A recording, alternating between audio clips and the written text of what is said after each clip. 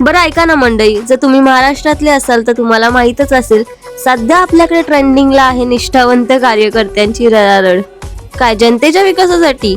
खोटं खोटं बोलायचं नाही. बरं कार्यकर्त्यांनो ऐका ना, तुमच्यासारखीच अवस्था आम्हा जनतेचीही होते जेव्हा स्थानिकांना नाकारून इतरांना संधी दिली जाते रोजगाराची. आम्हीही रडतो जेव्हा नियमित टॅक्स भरूनही अनियमित पाणी, वीज आणि दुरावस्था दिसते रस्त्यांची. तुमच्यासारखा संताप आमचाही होतो जेव्हा आमचा आवाज ऐकूनही दुर्लक्षित केला जातो.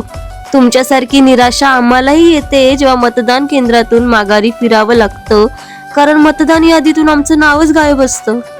आज तुम्ही रडताय आणि बहुतांश जनता तुमच्याकडे बघून हसते, कारण पक्ष जेव्हा चुकतो तेव्हा तुम्ही कान पिळत नाही, नेत्यांच्या चुका झाकण्यात इतके व्यस्त असता.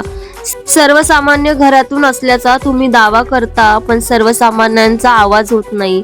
हे सगळ्याच पक्षांच्या कार्यकर्त्यांसाठी. नेत्यांच्या तोंडाकडे नव्हे तर जनतेच्या डोळ्यांकडे पाहायचं असतं. नेत्यांचा मार खाण्याऐवजी जनतेचे प्रश्न विचारण्याची हिंमत ठेवायची असते. तेव्हा कुठे पक्षाने नाकारलं तरीही जनता तुमच्या पाठीशी उभी राहते.